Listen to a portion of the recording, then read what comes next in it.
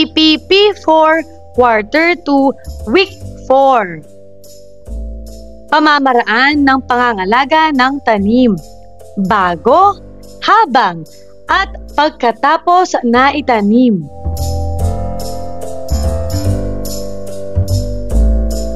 Matatag curriculum, bansang makabata, batang makabansa, with me, Teacher KMT. Magandang araw mga bata! Ngayon ay pag-aaralan natin ang tungkol sa pamamaraan ng pangangalaga ng tanim, bago, habang, at pagkatapos na itanim.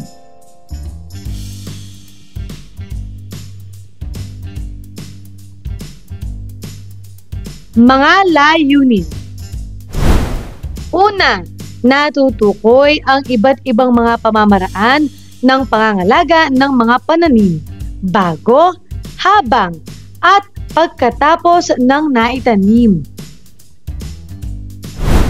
Pangalawa, naisasagawa ang iba't ibang mga pamamaraan ng pangangalaga ng mga pananim, bago, habang, at pagkatapos ng naitanim.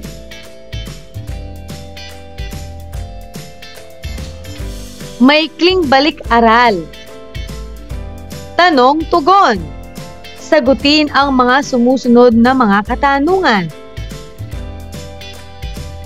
Una, ano-ano ang pagkakaiba ng sexual at asexual na pamamaraan ng pagpaparami ng halaman? Magaling! Ang sexual na pagpaparami ng halaman ay gumagamit ng buto o binhi ng halaman. Samantala, ang asexual naman ay gumagamit ng mga bahagi ng halaman tulad ng ugat, sanga at dahon upang magparami.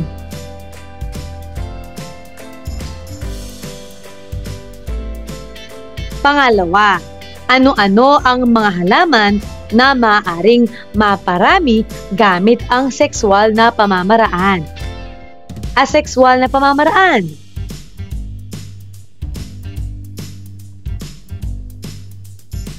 Napakagaling!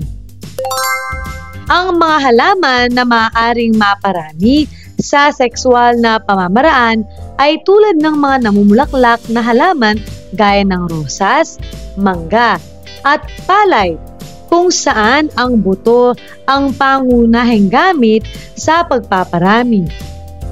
Samantalang ang asexual na pamamaraan ay ginagamit sa halamang saging, gabi at patatas, kung saan ang mga bagong halaman ay tumutubo mula sa bahagi ng katawan ng magulang na halaman.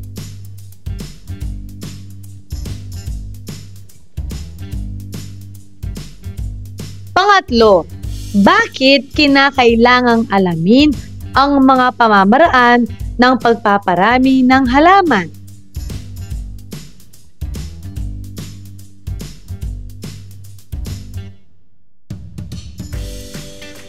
Napakagaling! Kinakailangang alamin ang mga pamamaraan ng pagpaparami ng halaman upang mapanatili ang kanilang paglago, mapadali ang produksyon ng pagkain, at mapreserba ang magagandang uri ng halaman. Mahalaga rin ito sa agrikultura at paghahalaman upang makamit ang masaganang ani at mapanatili ang ekosistema.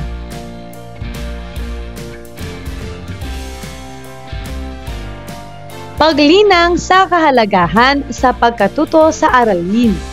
Gagabayin ka ng iyong guro para sa gawaing ito.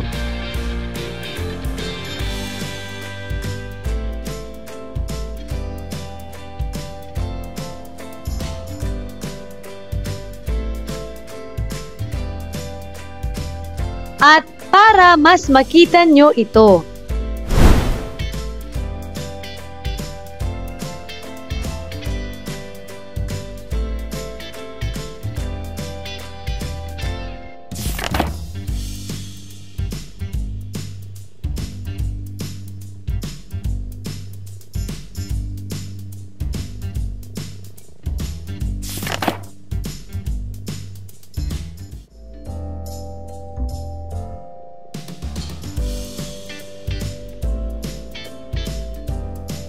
Paghawan ng bokabularyo sa nilalaman ng aralin. Una, pagbubungkal. Ito ay proseso ng pag-aayos o paghahanda ng lupa sa pamamagitan ng pagbukas, pag-angat, paggawa ng mga taniman pagsasakahan o pagtataniman. Pangalawa, pagpapatubig. Ito ay pamamaraan ng pagpapanatili ng halumigmig ng lupa para sa kanilang paglaki. Pangatlo, abono. Ito ay maaaring natural o nabibiling produkto sa pamilihan na karaniwang nilalagay sa lupa para madagdagan ang mineral ng lupa.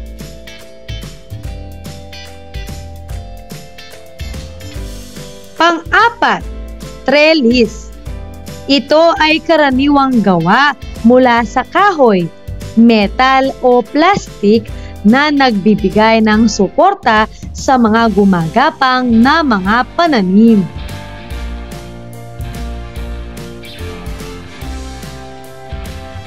Unang aralin, mga pamamaraan sa pangangalaga ng mga pananim.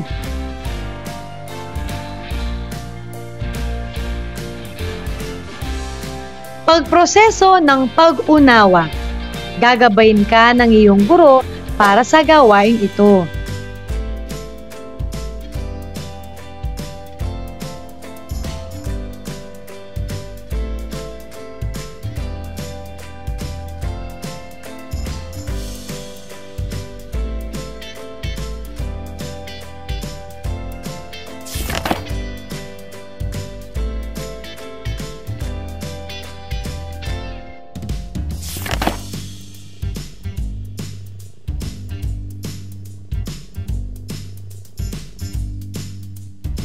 Pinatnubayang pagsasanay. Gagabayin ka ng iyong guro para sa gawain ito.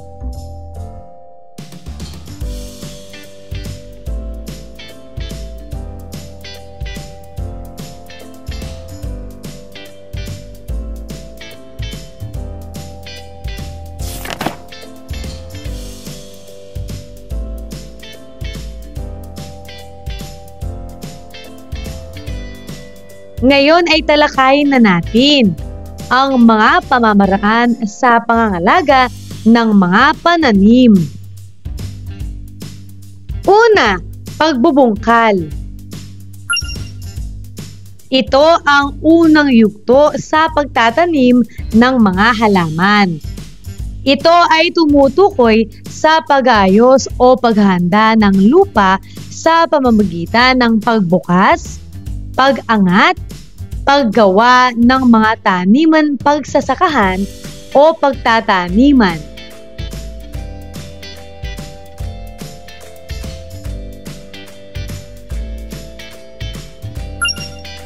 Ito ay mainam na pamamaraan upang mapuksa ang mga halamang ligaw at mga peste. Ito rin ay nakatutulong para magkaroon ng espasyo ang lupa upang makadaan ang hangin papunta sa mga ugat ng halaman.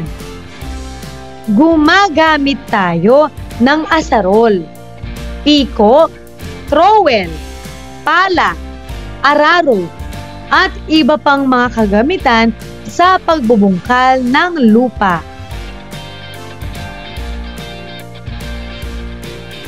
Pangalawa, pagpupunla at pagtatanim. Ang maganda at dekalidad ng mga buto o binhi ay isa sa mga dapat isaalang-alang sa pagpupunla at pagtatanim.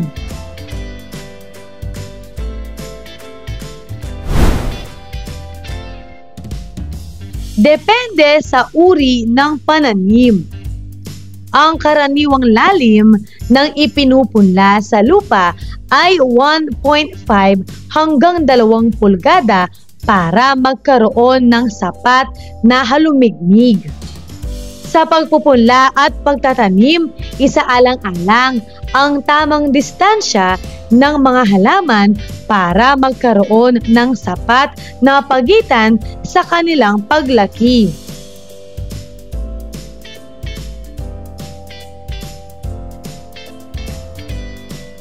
Pangatlo, pagdidilig. Ang mga halaman ay nangangailangan ng tubig upang hindi matuyo.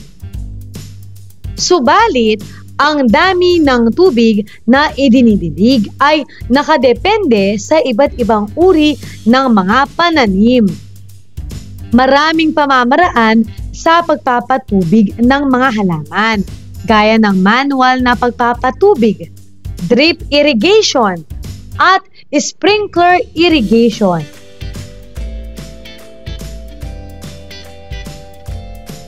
Pang-apat, paglalagay ng pataba. Kapag ang lupa ay nangangailangan ng sustansya, kailangan itong lagyan ng pataba, manure o compost para madagdagan ang sustansya ng lupa. Ang paglalagay ng pataba ay maaaring ihalo sa lupa bago magtanim o kaya ay ilagay sa tamang layo mula sa halaman.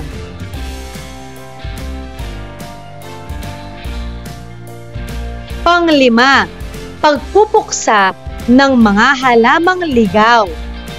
Ang mga halamang ligaw ay isa sa mga dahilan kung bakit nababawasan ang mga ani. Madadagdagan ang mga gastusin. Madagdagan ang insidente ng mga peste at mga sakit ng mga halaman. Para mabawasan ang pagdami ng mga halamang ligaw, may mga iba't ibang uri ng pamamaraan gaya ng manual weeding, mechanical weeding, o chemical weeding.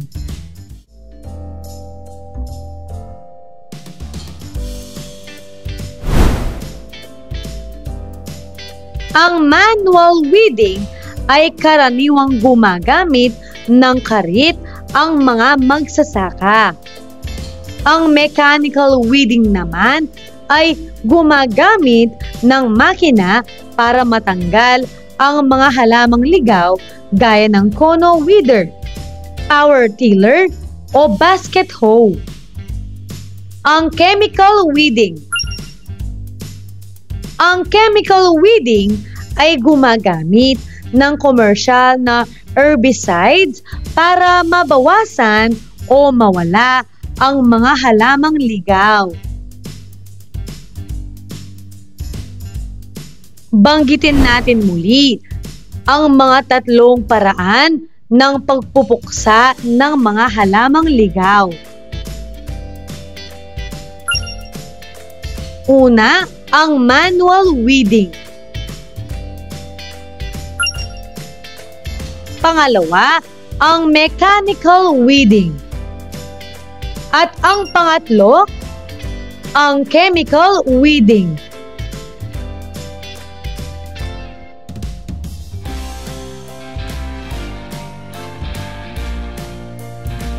Balikan natin muli ang mga pamamaraan sa pangangalaga ng mga pananim. Pang-anim, pagpupuksa ng mga peste at sakit ng halaman. Gumagamit tayo ng pestisidyo upang mapuksa ang mga peste at sakit ng mga halaman. May iba't ibang uri ng pestisidyo at may iba-iba silang mga kaukulang gampanin.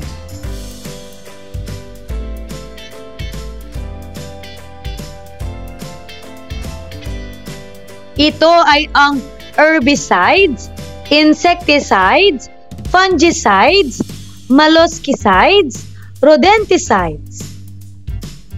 Samantala, ang mga magsasaka o bawat Pilipino na mahilig magtanim ay hinihikayat gumamit ng mga natural na pestisidyo para mapuksa ang mga peste at sakit ng mga halaman.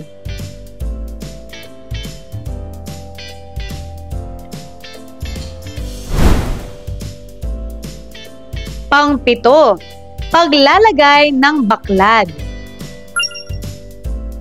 Ang mga halaman na gumagapang at umaakyat ay nangangailangan ng suporta. Ito ay tinatawag na trellis o baklad na maaaring kahoy, metal o plastic. Ang mga halamang gaya ng upo, kalabasa, sitaw, bataw at patani ay nangangailangan ng baklad.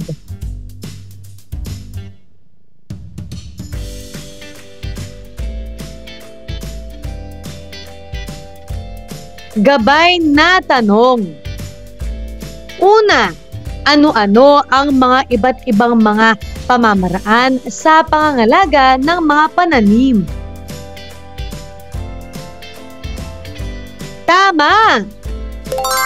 Ang iba't ibang pamamaraan sa pangangalaga ng pananim ay kinabibilangan ng una, pagbubungkal ng lupa. Pangalawa, pagpupunla at pagtatanim. Pangatlo, pagdidilig. Pang-apat, paglalagay ng pataba. Pang-5, pagpupuksa ng mga halamang ligaw. Pang-6, pagpupuksa ng mga peste at sakit ng halaman. At pang-7, paglalagay ng baklad.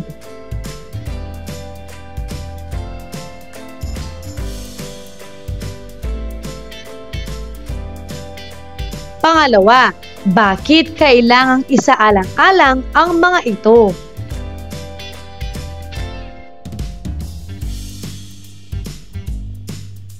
Napakagaling!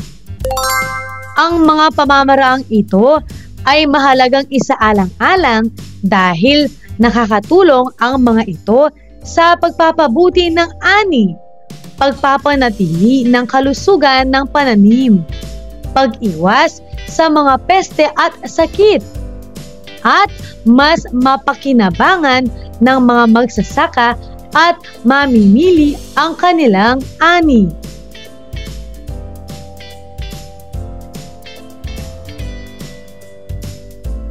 Paglalapat at pag-uugnay. Gagabayin ka ng iyong guro para sa gawain ito.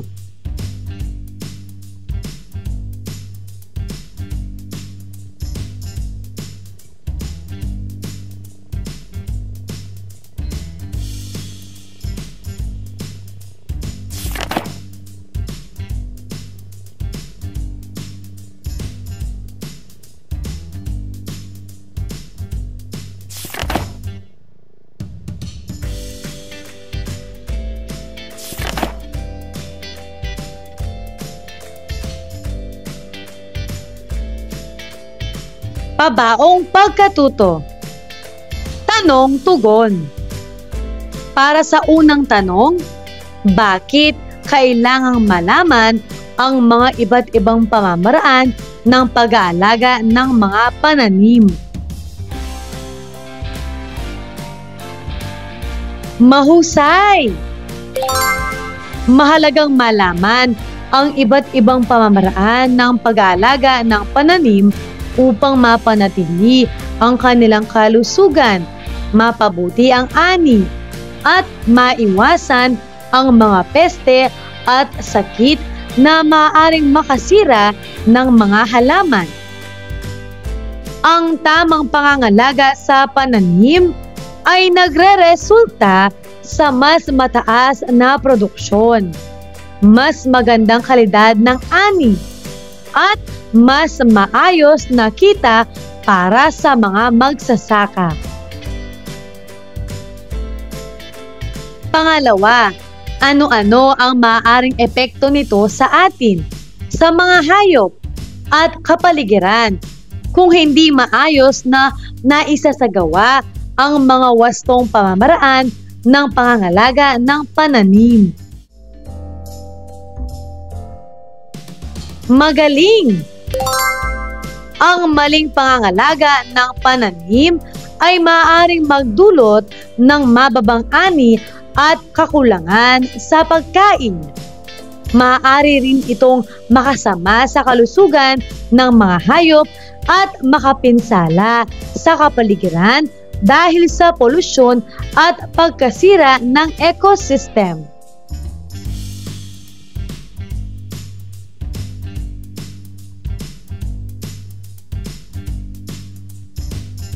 Pagninilay sa pagkatuto, gagabayin ka ng iyong guro para sa gawaing ito.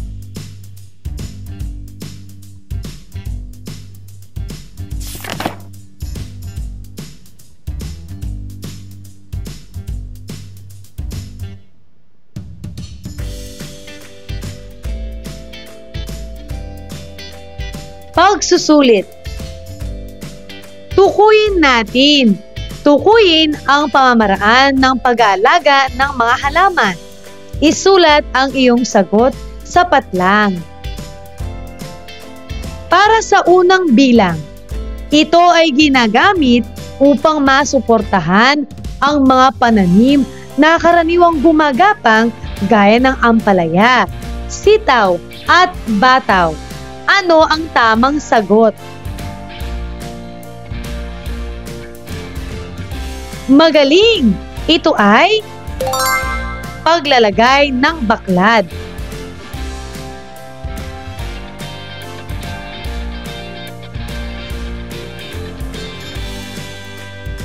Pangalawa, ito ang tamang lalim ng binhi o punla mula sa lupa. Ano ang tamang sagot? Mahusay!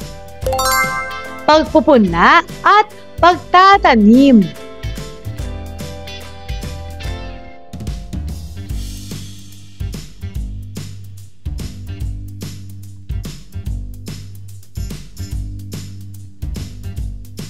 Pangatlo, ito ay karaniwang nilalagay sa mga pananim upang mapuksa ang mga peste at sakit ng mga halaman. Ano ang tamang sagot?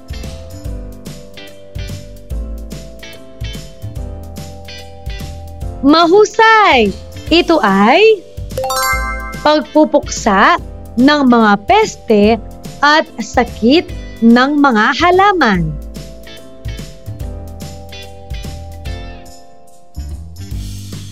Pang-apat, ito ay nilalagay sa paligid ng pananim lalo na kung kulang ng sustansya ang lupa. Ano ang tamang sagot? Napakagaling! Ito ay paglalagay ng pataba.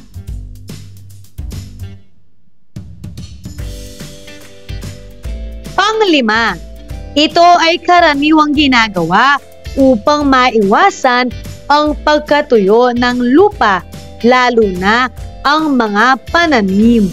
Ano ang tamang sagot?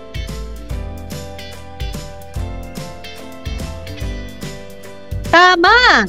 Ito ay pagdidilig.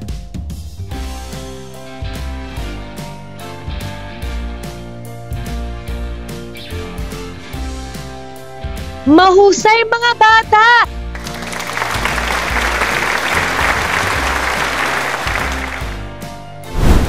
Ano ang mga natutuhan mo sa araw na ito?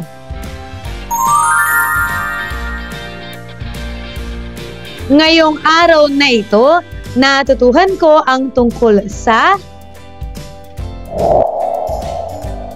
mga pamamaraan sa pangangalaga ng mga pananim.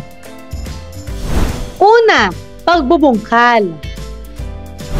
Pangalawa, pagpupunla at pagtatanim. Pangatlo, pagdidilig. Pang-apat, paglalagay ng pataba. Pang-5, pagpupuksa ng mga halamang ligaw. Pang-6, pagpupuksa ng mga peste at sakit ng halaman. At pang-7, paglalagay ng baklad.